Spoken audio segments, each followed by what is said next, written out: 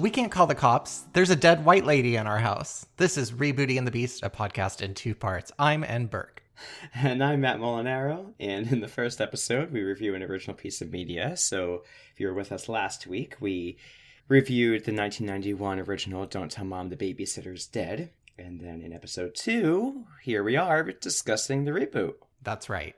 Which I didn't realize came out this year. I didn't know there was a reboot until we talked about just the original, I don't remember why, last week. And then, the last few episodes ago. And I certainly didn't know it was brand new. Me either. Thank you for finding it for us. No problem. Before we get into the episode, I realized we didn't really talk about any trivia from the first movie. Oh, okay. Did you find some good trivia? There's a few pieces I thought was pretty interesting. So one of the original people set for the role of Sue Ellen instead of Christina Applegate was Winona Ryder. Oh, interesting. Right? And at that time, I could totally see her. So this came out in 91. She turned it down because she was working on 2 movies at the time, Edward Scissorhands and Mermaids. Oh, okay. That makes sense. And thinking back to her in Edward Scissorhands, I could totally see her in this role, like at that time. Yeah, interesting. But I think it was correct how it ended up. I agree. Yeah. It's hard to imagine Christina Applegate, anyone other than Christina Applegate in this role. Oh my gosh. How could you pick anyone else? Yeah. Like, I could see her in it, but I feel like it would have been a totally different movie. Agreed. Justine Bateman was also considered for the role, but dropped out of it. And I think we were thinking about how old Christina Applegate was at the time. I think she was actually only 19 when they were filming it. Oh, okay. So she was a little younger than we thought. And there was one more thing. Oh, just a fun fact. The mom in the first movie has no name. She's never named. Oh, that's so funny. I also saw in, just reading about the movie, the original, apparently Sue Ellen's nickname was Swell. Yeah, I think one of her siblings must have called her that, but I don't think we ever kind of caught it in the movie. Right. However in the world. Yeah. Would anyone know that? That was all I found, yeah. But I thought that was kind of fun because I did see, obviously some obvious fun facts from this movie, but it made me think, oh, for sure. Oh, I don't think we did anything last time. Yeah. Well, this one is, I guess this must have been a made-for-TV version of it because it's a BET original, and I think BET only makes television movies, right? I don't know that they make movies. Well, I think they are now similar to a lot of the other networks. They must. So you know how MTV makes movies? I do. Technically. And sometimes they are wide release. Did this one have a theatrical release? I don't know, because now everything streams, you know what I mean? And BET Plus is probably under some other thing, just the way a lot of things are under Paramount that aren't really Paramount or yada, yada, yada. So, I don't know. Yeah, like that? I did, yeah.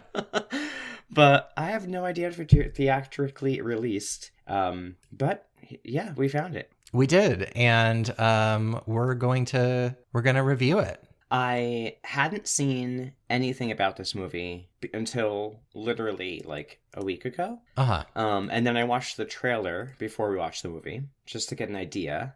And I was like, okay, we'll see. Okay. And then I read some reviews, just a couple reviews from reputable sources. Okay. And I was like, okay, we'll see. But I decided to go into it completely unaware. I wanted to just immerse myself in the experience. I wish I had. I wonder what our different takes will be. Okay. All right. But yeah, so I did look up the little summary from IMDb. Okay.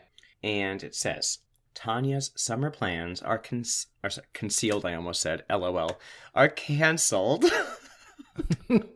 When her mom jets off for a last-minute retreat, and the elderly babysitter who arrives at her door unexpectedly passes away. Yes. So almost exactly same plot as the original, yeah. Yeah, I would say so. Although, we already see that she's going to a retreat instead of a boyfriend trip. So it's a little different. Because, spoiler alert, the mom in this movie has a nervous breakdown at work. Yes. So actually, the only actress in the whole movie that I recognize... Well, okay, there's 2, obviously. So there's Nicole Richie plays a character in the movie. Yes. And the mom, who I don't think has a name in this movie either, but she's Miss Pat, who is a comedian. I don't know her from anything else, but I've seen her on stand-up before. Okay. Yeah, I was kind of gagged when I saw the opening credits and I saw who was in the movie. Most of the cast I did not recognize. Mm-hmm. A lot of them, it was their first roles, or like one of their first roles, by the way. Okay. I was trying to figure out, when I was watching the cast, I swear to God, I saw Gus Kenworthy. And yes. He played Bruce, but who the fuck was Bruce? Bruce was the friend who had a crush on Nicole Richie, I believe. Oh, okay. All right. Well, so he had a crush on Nicole Richie? Yeah. Did you watch the after credit scenes too? There was after credit scenes? There were a couple, so I'll tell you about them. But there was a guy who was friends with the two oldest siblings, and he like worked the lights at the fashion show, and he was like, him. What happened? I said, oh, that was him. Yeah, I think that's who it was, because then he was like, when he was working the lights at the fashion show and Nicole Richie came out, he was like, damn, whatever. Okay, all right, I'll accept it. Spoiler alert. I mean, it's not really much of a spoiler alert, because here's one thing I will say. I won't say it's a scene-for-scene reproduction, but it's very, very, very, very, very close to the original. Agreed. There are some differences. Like for one, there are fewer children. They edited down the number of children, which I pointed that out in the first one, and I was absolutely right. 100%. And they did it, and it improved it. I 100% couldn't agree more. When that happened, I was like, Davey, you haven't heard the episode yet, but we like this. Yes. I also like that they gave the children more personalities than being just kind of whiny assholes. 100%. It made a lot of other things make more sense for the type of movie it is, at least. Yes, like they have kind of the nerdy chess-obsessed little brother, and then they have the like violence-obsessed goth little sister, which I feel like you never see like young black girls doing like a goth emo thing in media for the most part. Mm-hmm. And so I was like, I like this character. Me too. Yeah, so the mom is going on an immersive meditation retreat to deal with her nervous breakdown. And I forgot one part. So again, it opens at a thrift shop where Tanya, the main character, is thrift shopping with her friends, one of whom is now a gay man. Mm-hmm. So I was kind of impressed with how much like queerness there was in this movie. A ton. And it was very casual. I don't know how to describe it. Right. It wasn't like the plot. It was just there. Exactly. Like the little sister is randomly bisexual. And maybe polyamorous. While she's also addicted to true crime. Yes. We like this character, obviously. Yes, of course. She was great. I liked that they made the mom... Okay, so I have mixed feelings about the mom. Okay. I like that they made her going to a retreat. So, like you said in the beginning, we find out that she had a nervous breakdown at work. We get a little clip of it, her losing her shit at work and, like, on her bosses. We get no context for why, really. We just see her, like... Oh, hold on. Do you hear that? No. Oh, it's so loud. You'll hear it. It's passing. It's an airplane. One more second. Okay. So they don't really give an explanation for why she breaks down at work, or why she's so stressed out. But I like that they give the reason that she's going away is for herself, for a retreat, because it makes more sense as to why they wouldn't just call her. Yeah, I agree. Like the whole wellness aspect of like mom needs this time alone. Yeah, rather than, oh, my random boyfriend who you never see is sweeping me away for 2 months and I'm just going to do it. Yeah. I liked that, but I didn't like how the mom's one note through the whole movie is like such a very much regular trope of being angry and yelling and out of control. I don't think she has any dialogue till the end. No, yeah, she just kind of is there. And she's so funny. I've only seen her do one stand-up, so I can't say overall, but her stand-up was really funny. So I was excited when I saw her, and then when she was just this character, I was like, that's a little bit of a bummer. But yeah. Anyway, I did think it made so much more sense for her to be going on a retreat. Yes, and we get some good quotes at the beginning of the movie that I feel like set the movie up. Okay, so spoiler alert, I liked the reboot overall, and I feel like some of the quotes were very funny. Like when she's out thrifting with her friends and her mom tells her to like pick up her brother, she texts back something like, "Those are your kids, not mine." Oh, and one yeah. of her friends goes, "Did you just send that to your black mama?" And then, and then when they find out that their mom is going on a meditation retreat, her brother, who's about, pretty close to her age, says, "We've got no supervision for 2 months. We can live like white kids." I thought those were very funny. Yeah, there were definitely some. I overall liked the movie as well. So I liked all the dialogue. I liked the way the kids acted with each other more. They interacted with each other. They seemed like a real family. Her with her friends felt like someone with real friends. And I also felt like Tanya's character to the Sue Ellen is pretty similar, but instead of being like totally like flip about everything, she's just kind of clueless. Yeah, I agree. Like naive, which I kind of like that change as well, because it was pretty funny. Like the times when they just randomly show her with like at a party. Yeah, she doesn't know how to talk to anybody there. Her character, have you ever seen Never Have I Ever on Netflix? Never Have I Ever. It's the young Indian girl. It's a Mindy Kaling production. Oh no, I heard of it. I've heard of it. Okay, her characterization in this movie reminds me a bit of the main character in that movie. Okay, but, I've seen clips from it because of Brene Brown. Okay, so here's the a big Babysitter? change, or maybe not such a big change. You tell me what you think. So we have Mrs. Sturak. Okay. Yes, the babysitter. The babysitter arrives. So, obviously mom's going away. They think they're going to party, and then Mrs. Sturak arrives. And they do the same exact panning shot, which I loved so much from the first movie. Of all the kids' faces seeing her arrive, and, the one thing, she's, typical, "Oh, yeah, such a lovely woman. I'm glad to help you out." And then she like shows up with like a Bible in her hand. Yeah, with a Bible. "Oh, I saw your Facebook ad." And the mom leaves, and as soon as she's gone, not only is Mrs. Sturak a crazy disciplinarian and like out of her mind, she also says in this that she has no family and that this is her one, same situation, a lone woman. But she's like in my opinion, very unnecessarily overly racist. Literally, Matt. So in the first movie, when the minute the mom leaves, the Mrs. Sturak like blows a whistle and starts like yelling at them like a drill sergeant. In this movie, she fires a gun in the air and calls them little, and she doesn't say it, but she says, "You little N-words," and starts like being blatantly racist to these kids, and it is shocking. I am a very white person watching it. I was shocked. I don't know if this was for anybody, but I didn't think it was necessary at all. Yeah, it was. She could have just been a nasty, maybe, I don't know. It was a lot. It kept going on and on and on. And she's also like anti-Semitic and like hates women and like she hates everybody. Yeah, I agree. She's nasty and rude, and it's very strange. Yeah, maybe they wanted to make her very unlikable for when she died. Like maybe, I guess. But they certainly did. She does a myriad of things to them, like in the first movie, trying to sanitize them and make them follow her rules. I don't really remember most of them, because I was just so shocked by the words she was saying during her tirade. Yes, agreed. But they basically agree as the children, all four of them. They're like, okay, the only one we didn't mention is Kenny, who's the little, oldest brother, who's very much like the first movie. But instead of just having a bong, he also has like a piece, he has joints, and he also has a vape. Of course. So not much different than the first. I feel like that's exactly how the first movie would have been if it was today. Yeah.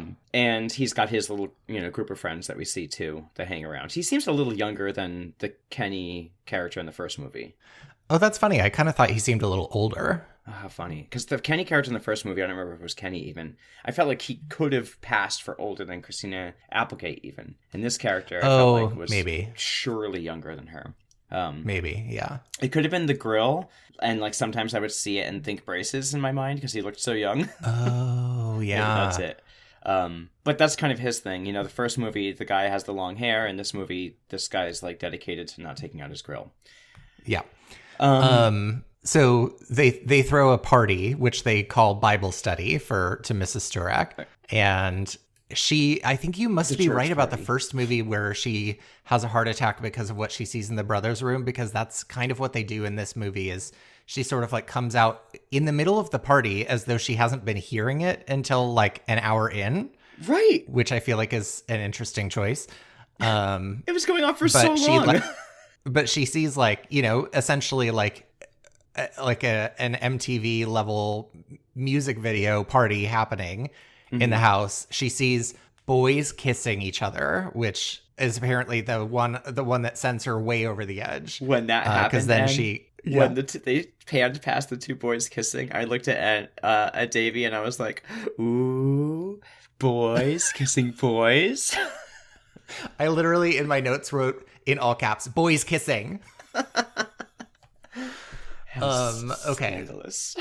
So she dies, etc. They decide they can't ruin their mom's thing, so they instead stuff her in the garage refrigerator, which is another change from the original. Which I thought was really funny because we get a line pretty soon when they're deciding what to do with the body, where they're like, "Why don't we just drop her off at a morgue?" And the little sister goes, "It's not 1991 anymore. There's cameras everywhere."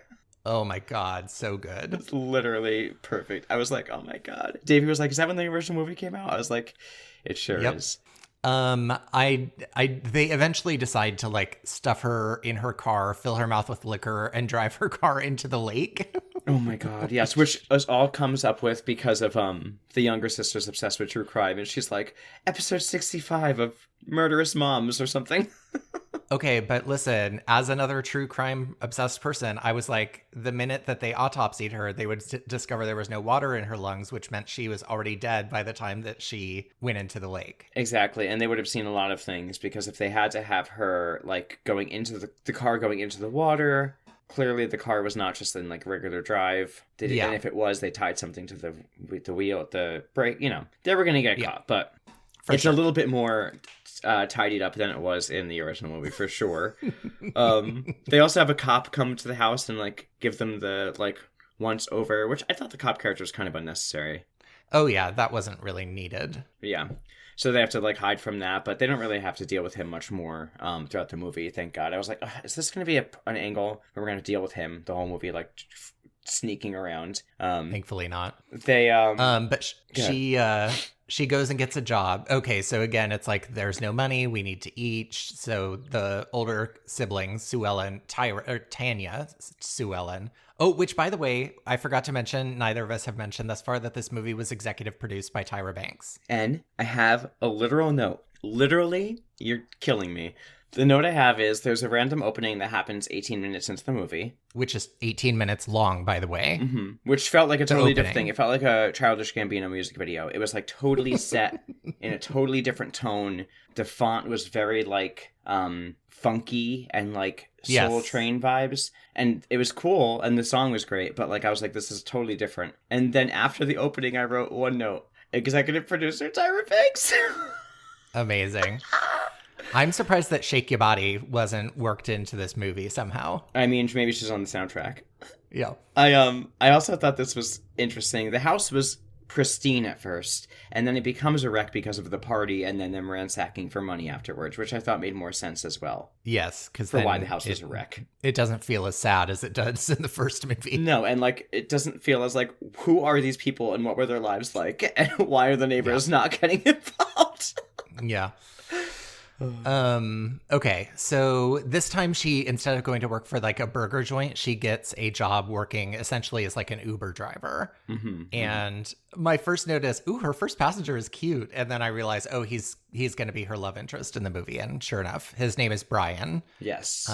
He is very and cute. And he ends up, He was very annoying at first, though, I'll be honest. Oh, did you think so? At the very beginning, I was like, oh, he's so cute. And then I avoided writing anything too nice about him because he was annoying me the way he was flirting with her in the car. It just, at first, was very cheesy, but I will say I completely changed my mind as it goes on. Okay, all right. And I liked the way they were connecting in the car, like, as she was driving him around. It felt very natural and, like, real. Yeah, I agree. It was very cute. I liked that little moment with the two of them. I used to drive for Lyft. Let me tell you something. Never did I make a friend. Never had a passenger that cute. What's that? I said you never had a passenger that cute. I mean, sometimes I had passengers that cute, but they didn't like sing along with me in the car and give me their number. Anyhow, I also thought one thing that's like disgusting that happens after this. So she's realizing like they have their cute. Did you have anything else about that scene? No. So they have their cute little ride share situation, and he leaves and doesn't ask for her number. He asks her like what's her favorite building because he's into architecture or some shit. Which was really funny, I thought, because like he comes over to the car to ask her what her favorite building is, which was so lame. But as soon as he comes over and goes, she goes, 818.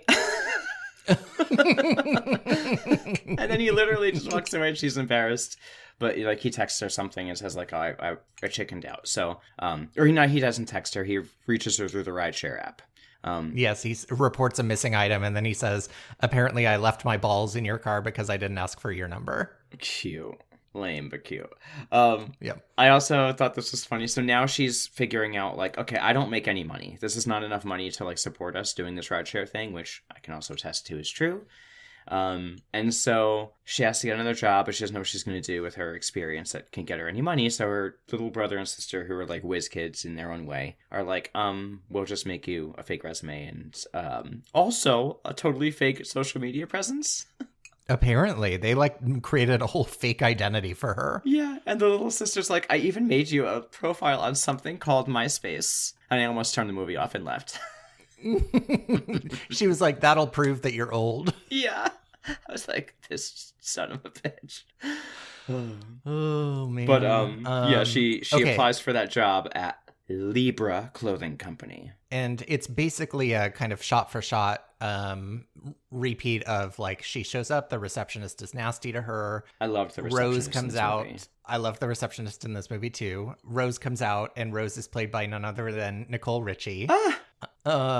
Which the minute I saw Nicole Richie, I was like, I bet she's going to play Rose. Yeah, same. As soon as her name popped up, I was like, who else could she possibly be? Yeah. And she gets the job over the receptionist again. Mm-hmm. And it was kind of at this point, like these sort of scenes and all of this, where I was like, the actress who's playing Tanya Sue-Ellen, I think she's a good comedic actress. I thought she was great. Yeah. I thought she was really great. I kept thinking I might have seen her in something else, but I think she reminded me of someone from Summer House, Martha's Vineyard. Oh my gosh. Okay. Jasmine. But she was so good. I also thought the actress who played Caroline was hilarious too. And I liked when Nicole Richie's talking to her, because she also hates her in this movie too. She's irritated by her. She's like, oh, Caroline.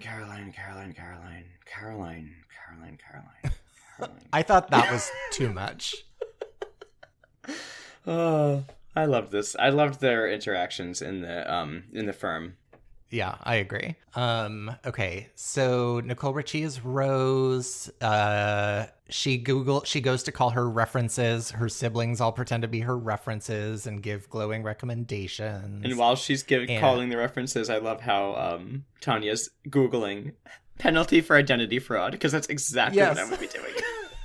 That killed me too. I honestly, that's what I mean when I say like I actually really enjoyed this, because I feel like they didn't just recreate the original. There were like moments that brought it into 2004 and added to the like comedy in really surprising ways. So I thought that was great. Yeah, and there's also, here's a nice quote from the movie. While she's sitting there Googling this, the receptionist Caroline calls to her. She's like, psst. And when she looks up, she just mouths the words, eat shit to her. That was one of my favorite moments of the whole office scene. Me too, I guffawed. But of course she gets the job. Yes. And she's very excited because she's going to be making $60,000 a year. Yes. Much more than and the she original. goes, do I get that all at once? Oh my God. I get that she's naive, but come on, girl. Yeah. Of course, we get the things like they brought back the QED reports, which was great, and they would have been fools if they had left out "I'm right on top of that, Rose," because they brought that back as well. Thank goodness! I was so worried. Yes. I also love how there's that moment where, after she tells her to do the "I'm right on top of that, Rose" thing, she goes, "Bring it in, sis." and goes to give her a hug. And she's like, oh, okay. And she goes to give her a hug back. She's like, oh no, A-frame hugs only. Yes. I didn't go through 4 hours of sexual harassment training for nothing, or whatever it is she says. Yes. I loved it. So Brian, her little man crush, is still the receptionist's little brother. So we still have that. The David Duchovny character. Hang on, my television decided to just start talking. Are you still there? Yeah, I'm still here. Can you hear me? Now I hear you. Sorry. Last thing I heard you say was David Duchovny character. For some reason, my television decided to start talking, and so I don't know what happened. So the David Duchovny character in this version is referred to as the gay work husband of the receptionist, who's kind of like a non-character, basically. Which again, I think they made some better choices of just like editing out complexity, like fewer children. There doesn't need to be a boyfriend of the receptionist character kind of thing. Yeah, and he kind of plays a little bit different of a role. He's kind of just like an office like havoc bringer. He doesn't have a side. Agreed. Yes. He'll take whatever side in the moment. He's very sassy. Yes. He's a little stereotypical, I think. Yeah. But not yes, to like Queen. He's not like playing like Tim Gunn or anything. Like no, he's not like he would be in that movie, that Netflix show. Oh Jesus Christ, what was that called? Glamorous. There you go. People who are listening, if you've never seen the TV show Glamorous, and you might never again because Netflix probably already deleted it because it was so atrocious, but if you can find it, you must go watch it right now because it's literally the worst thing that's ever been made, and I'm obsessed with it. Okay. She gets a corporate card this time instead of petty cash, which I thought was another kind of topical upgrade. Agreed. Also, Matt, when we first see Gus, Nicole Richie's like office love interest, I gasped. Why? He's so hot. Oh, I thought you recognized him from something. Yeah, he is very hot, which was a nice upgrade from the first movie. Right, he wasn't like a complete sleazeball, disgusting, like sexual harasser like he was in the first movie. Yeah, and he didn't have the mannerisms of like a constantly moving like snake. Correct. So she and Brian go on a little arcade date. He tells her he's gonna win a scholarship in architecture, and he wants her to like come to the like dinner for it, and she's like, of course, kind of just like Christina Applegate, slightly evasive and all of that because she can't like reveal too much of her life, blah blah blah. I thought this was a very cute date. I agree. Very I thought natural, it was really cute. very. And one thing they do in this movie much better than the first movie is they explain the relationship between her and the love interest so that it actually makes sense that they have anything like to feel about each other. Yes, I agree. Although I did kind of like raise my eyebrows when he sent her a text message that said "heavy petting tonight?" ? A lot of his texts were very like eye roll, and Yes, I was like, agreed. straight people. I loved the scene where Nicole Richie takes her to happy hour in the middle of the day, and she orders a Long Island iced tea with a twist and a spritz and something else On the rocks. and on the rocks And an amaretto sidecar. an amaretto sidecar. And Nicole Richie goes, "Awful. We'll take 2 Manhattans." Awful. I love that. It's like that. Did you see that video? I think I sent it to you on Instagram, but it's like me when I am out on hikes or out on a walk and I see a person with a dog, and then I'm like, "Hello, sweet angel, are you out for a walk today?" And then I look at the person and realize I have to engage with them, and it's like a woman filming those over and over, and so it's like her talking to the dog, and then she goes, "Ooh," or like, "Yuck," and then she sees the person. Oh man. Okay. So in this movie, Gus is still a creep, even though he's hot. He says gross thing, but he's not like hitting on her. He's just creepy. No. Yeah. Sleazy. I did also. So we kind of get set up for the same. Like, I feel like the fashion company's dilemma makes a bit more sense in this movie. Of like, they're sort of just like falling out of trend. Yeah. As opposed to like school children protesting uniforms kind of thing. Yes. So Nicole Richie's kind of trying to figure out, like, why aren't the girls of today wearing Libra? And Tanya is kind of like, well, they're just like not really that cool. Like, I know my friends, my friends' children, they like want to, I don't even remember what she says, but she's basically like, they could be cooler or whatever. Yeah, like this is what their parents want them to wear, not what they want to wear. Yeah, exactly. And she's like, whatever. Yeah. So her siblings, of course, again, steal the corporate card information. They buy like arcade games. They buy a skateboard ramp. They buy one of the brothers has an obsession with crows, which I think is very random and funny. I loved it. He buys like a doghouse, birdhouse, treehouse for some crows that he keeps in the backyard. One of them is named Cronin O'Brien. Yes. Amazing. I love a pun. Uh-huh.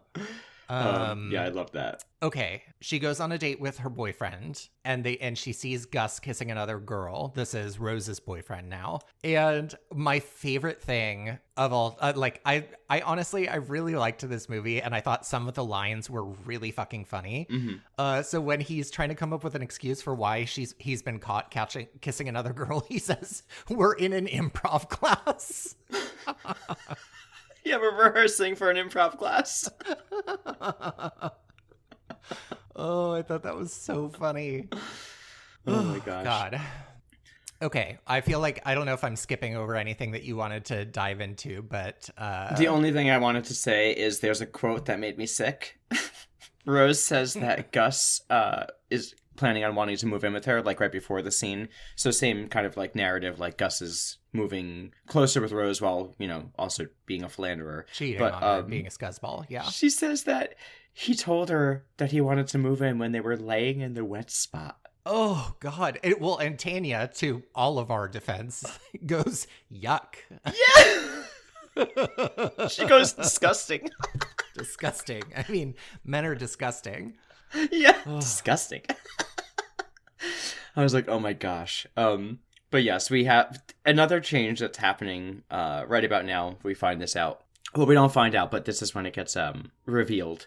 Much like the first movie, Tanya's been passing off the QED reports, but in this movie, there's no little mousy sick girl. Instead, Caroline, who I think is a much more dynamic character in this movie. Agreed. Because I think at first, she offers to do the QED reports, like, genuinely. The QED report genuinely, because as he's referred to, like, office gay husband told her she should, like, lighten up and stop being so, like, hard on her. And so she's like, fine. So she offers to help her out and do the QED report, but then I think she feels taken advantage of when she hears that, like, she's not getting any credit for it. Yeah. And so now she wants to, like, reveal it, which is much more, like, believable than the first movie. So Caroline steps over and she's like, I have the QED reports. I've been doing them. And Nicole Richie goes... Again, I wish she didn't call her Paragon, but she told her, like, great work for delegating. And she's like, you are amazing. No tea, no shade, no lemonade. She's so that, like, meme of the white lady saying gracias at a Mexican restaurant. 100%. It's amazing. Love those little moments. But of course this drives Caroline crazy and drives her to be, like, much more suspicious of her and to, like, dig deeper into her, history. Exactly. Yes. We get the kind of unnecessary scene of, like, one of the children injures themselves at a party. At like this time she's skateboarding on the half pipe. She like dislocates her shoulder and just an ambulance shows up. They don't go to the hospital, which I don't think that needs to be in the movie at all. Yeah, I guess they wanted to, add that broken bone from the kid from the first movie because that was what, like, sobered everybody into, like, helping out again. I guess so, maybe. But I also don't feel like it was completely necessary. It was fine. I didn't care. Yeah.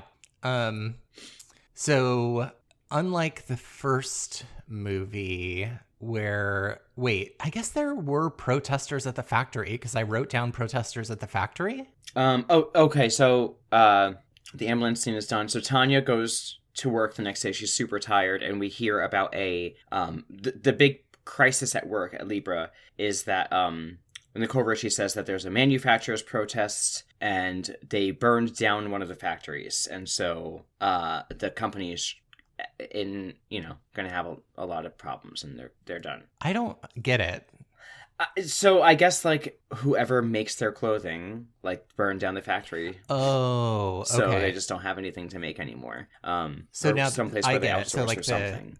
so the sourcing is now the issue in this movie. I guess so. I think Okay. so. And all of their clothes, Okay. remember, is like very like tan and beige and light beige and Yeah. dark beige, and it's like very 90s Enya Generic. pure moods. Yeah.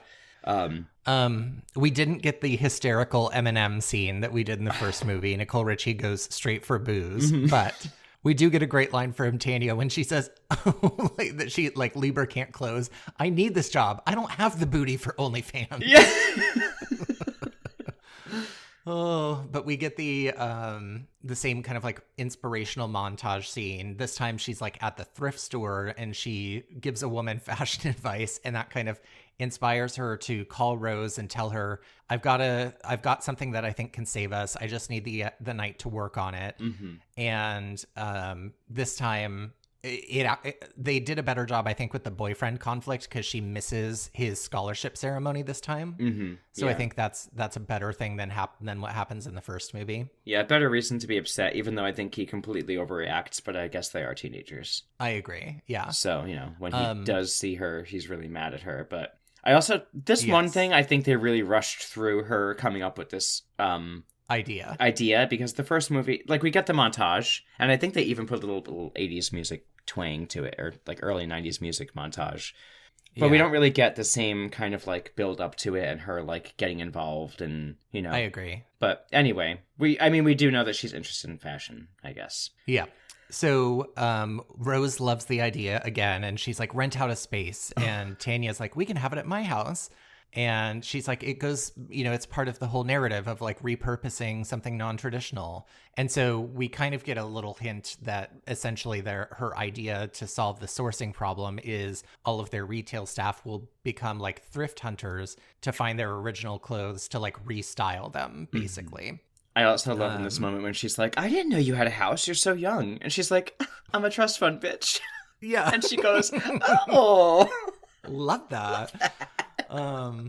So this is when we get the kind of like remodeling montage of them putting the house together for the party. And the brothers, meanwhile, also become his own little chef vibes. Yes. The receptionist finds like the photoshopped image on her Facebook and is like, this is it. And she like tracks down her info and confronts Rose the night of the event and basically shows A her yearbook. Tanya's photo in the high school yearbook. Like, very, very obvious proof. And much like unlike the first movie where the Rose just thinks it's like petty, this one she's like, I'm writing you up for lying. She says, I'm filing a false claim. I'm writing you up for filing a false claim against a coworker. Yeah! Which I was like, she just handed you physical proof, but okay. Yeah. I love it though. Gus, we get the scene with Gus, who's like, are we cool? And she's like, you're a liar and a scumbag. Tell Rose or I will. And so Rose and Gus break up again. She kind of protects her there. I like that they didn't do a whole like, I don't believe you type thing. I like that Rose just believes her and they didn't do any of that stupid nonsense they normally do. Yeah. And I like that she was like, you know what, I'm not going to give you the satisfaction. And they just walk away from him. Yeah. So we get the fashion show. The idea, as I said, is like the retail staff will source old Libra clothes from thrift stores and like repurpose them and redesign them. And so it's all about sustainable fashion, which like kind of, I don't think works on that large of a scale. Maybe it would, but for me as a business plan, that didn't make a whole lot of sense because I was like, what if there's none? Or what if they design them into really ugly things? Like it just, I don't know. I feel like that works on an individual level where you can go to a thrift store and buy things and redesign them or repurpose them. But on a company level, I don't know that works. Yeah, you can't mass produce or mass edit these things, and they all are going to come out the same. And spoiler alert, while the looks aren't as preposterous, I would say they're equally ridiculous. I agree. And they were not cute at all. No, I was so opinion. disappointed. I thought she was going to be actually fashionable because her looks are kind of cute and stuff. Yes. But she, like, one person, all her friends come, and like her ex, the friends who weren't friends with her are there for some reason to help her. But one is dressed like, literally, those party decorations that come flat and then you fold them out to a circle? Yes, I know exactly what you're talking about. One is person looks like they're dressed in a bunch of those. Yes. One person is wearing, I don't even know what, but there's a big QR code on it for some reason. Yes. There's someone dressed like a pilot from the future. I don't, but the vision of the future that we had in the 80s, I don't know what was happening with this fashion show. I don't even know where any of these people would, like on Project Runway, where they're like, where is this woman going? Where are these people going? Where is this person going? Exactly. Yeah. I did like that on the microphone. She says, our looks are for him, her, and them. And I was like, all right, you go, BET. Good job. That's right. And this is also when we have her boyfriend show up with like a gigantic teddy bear, which I thought was very annoying. I thought it was better than showing up and driving through a party on a fucking loudspeaker. I agree. But I was like, put the fucking bear down. And then, so she's doing the fashion show, and then in the middle, everything's going okay or fine. And then in the middle of the fashion show, Mom arrives, and she, like, pops out from, like, behind, and she's like, everybody out here in 20 minutes, basically, and, like, loses her shit. Yeah. She has her microphone confession, just like in the first movie. And now she runs off, and Nicole Richie, like, tries to scramble, and is like, go me for hiring someone from Gen Z! And there's like a smattering of applause. Very awkward applause, yes. We get the same kind of like, Mom, you're tired. You should go rest. Like, da-da-da-da-da. Did you notice the cameo right before that? Girl, the minute I saw that movie when she looks at Nicole Richie and she goes, do I know you? I was like, is that Rose? The Rose from the original movie? I was dying. I died too. I thought that was such a funny, like, cute way to work her in. Yes, I thought that was really cute. And I forgot to mention this, but did you notice, and I keep calling him N, Davey noticed while we were watching it, during the party scene, the little kids are watching the original Don't Tell Mom the Babysitter's Dead in the living room. Shut up. Are they really? Yeah, like when the party scene is starting, if you watch as they're walking through the room, on the big TV is the scene where Rose is presenting Sue Ellen to start the fashion show. Amazing. Right? I was like, that is so fun, because it's a blink and you miss it moment, and I totally did, because I was taking notes, and Davey's like, can you rewind for a second? Aw, that helps to have a second set of eyes there. It did. We also find out in this scene, I think for the first time, that Tanya's middle name is Sue Ellen. Yes, because she calls her Tanya Sue Ellen Crane in front of everyone. I thought that was fun. Which I was like, okay, fun callback. This time Rose, like, we hear the offer that Rose makes Tanya. She says, like, when she first offers her a job or something, and then she says, I want to go to college for fashion, and she says, okay, but you're going to do it like as a Libra associate, which means we're going to pay for all of your college as long as you major in fashion, which is very, very generous offer. Yeah, she said 75%, but that's still a lot, because she was going to Howard. Oh yeah, sorry, I didn't catch that. How dare you? I thought it was all of it. My bad. But still, that's a lot. I was thinking the same thing. Like, that's a big expense for a company that almost went under because of one warehouse fire. Agreed. Yeah. I also loved this. I don't know if it was on purpose or not, but I feel like it had to be. As she's having this conversation about the job with Tanya, Tanya's like, I'm so embarrassed. I'll never be able to show my face again, blah, blah. And Nicole Richie's like, girl, the amount of dumb shit I did when I was your age. Yeah. And I was like, true. True, Nicole. And then we get the infamous closing line of, where's the babysitter? Yes. And did you notice the music was the same from the first movie when they did that? I did. I was like, yes. I also liked, I didn't catch the post credits, but there is a moment where they're all, after that, where they're all sort of like seated around the couch, and the mom goes, you kids did the right thing. Yeah. I loved that. The post-credit scenes, there's two. They're both pretty short. The first one is Nicole Richie standing outside after the party. There's a random character that's like the kid's friend, and he's been like older than all of them, even though he's like hanging out with them. It's obvious he's like older than them. And then in this scene, he like approaches her outside the party, and he's like, hey, you want to like hook up? And she's like, how old are you? And he's like, 20. I got left back 2 times. And she's like, okay. And then there's another after credit scene where it's like a news report, like a local news, and they're pulling the car out of the lake. And the headline is like, elderly woman found in the lake. and they basically say that she was found asleep. They think she was asleep at the wheel. She had like an unseemly amount of liquor inside of her, and she had no family or friends, and died a miserable old life. Basically, they're not very kind. Dang. Yeah. Yeah. So they just wrapped that up. Wow. And that's the reboot of Don't Tell Mom the Babysitter's Dead. Okay. So now here's what I need to know. Do you have the ratings? I do. Let's see. So IMDb is very unkind. Okay. 3.8. Whoa. Okay. Okay. Rotten Tomatoes well, not really. It doesn't vary. It's for both the tomato meter and the audience/popcorn meter. It's 56%. Dang. I know. That's harsh. I know. I'm looking now to see if there's any fun trivia about the movie, but it looks like the only trivia from the movie is the TV having the movie on. The 1991 line about how it's not 1991 anymore. Yeah. And Joan, the character of Joan, who's played by the original Rose. Oh, and that's it. Yeah. Wow, we got all the trivia.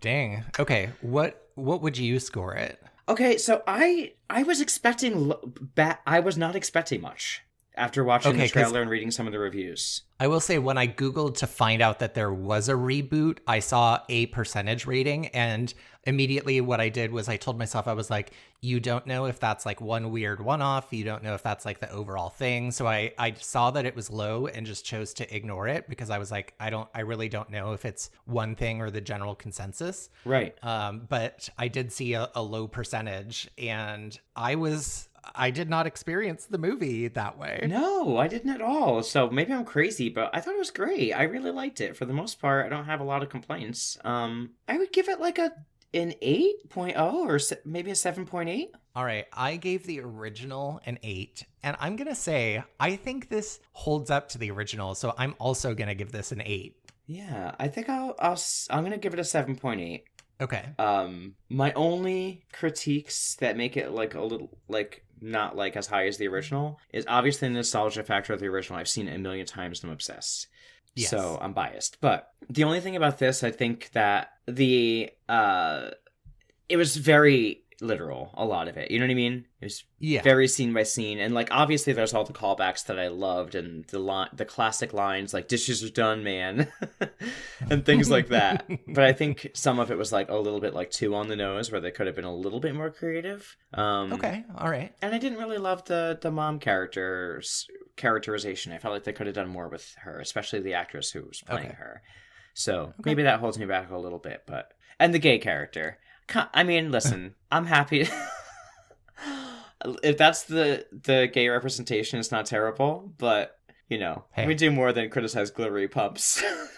Yes. What about you? What are you giving it? You gave it an 8. Why would you give it an 8 instead of anything higher, do you think? Well, I gave the original an 8, and I don't think it's better than the original, but I think it was a very faithful redo. Yeah. And I thought the comedy was as good. I thought some of the things were like a little more believable than they were in the original. 100%. So I think it was great. I'm officially rating it a beauty. Yeah, I'm going to rate it a beauty too. I think it does everything a reboot should do. Okay. I was going to say, you kind of have a little bit you're on the fence a little bit with a 7.8. You could call that a beauty or a beast, but... I'll call it a beauty. I just can't give it as close of a rating to the original as I want to, just for like a few different things. And it just didn't have quite the same energy. At certain parts lagged a little bit.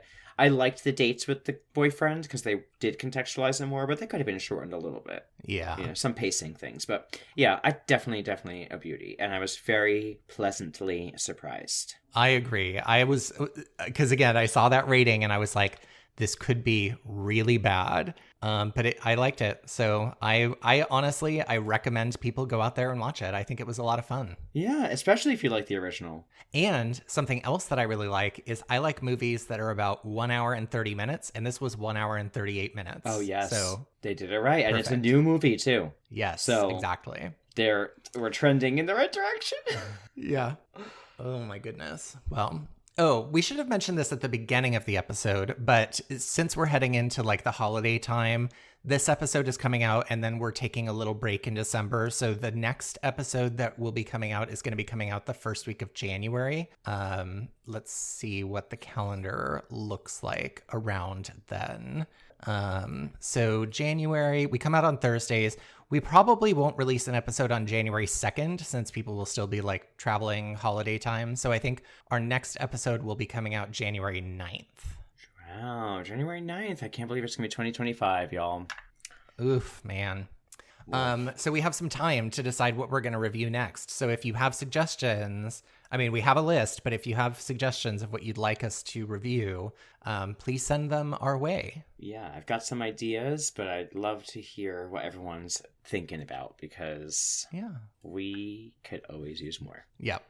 Well, if you like free things, this podcast is totally free. And if you want to show your gratitude for like fun, free entertainment, one of the best things you could do is to subscribe to our podcast because that costs nothing. And also another free thing is writing a review. And it really helps us out because it makes it more likely that somebody else will try our podcast. So go and do that now, please. Please do. And while you're at it, why don't you tell some of your friends, none of your foes, but tell your friends, people you like about our show because you've got great taste, your friends know it, and they will want to hear about us too. That's right. Our social media is RebootyPod on Instagram, and we're no longer on Twitter. So just find us on Instagram, and you can email us at coolstorypod@gmail.com. We do love getting emails, so please send us a note, say hi, send us suggestions, etc. Yes, and that's RebootyPod, not Cool Story Pod. If you want to reach us, you can reach us there too. That is our other podcast. Oh what is wrong with me? It's all right. It's November. I don't know what that means, but what I do know is that we have a Patreon. You can go to patreon.com/nnmat. We have a ton of bonus episodes, so if you are hankering for more content while we are on our little break, trust me, there is a smorgasbord at that link, so check it out. God, I love the word smorgasbord. Same. Thank you so much for listening to Rebooty and the Beast. See you next week, or not really. See you in a few months. Bye. Bye.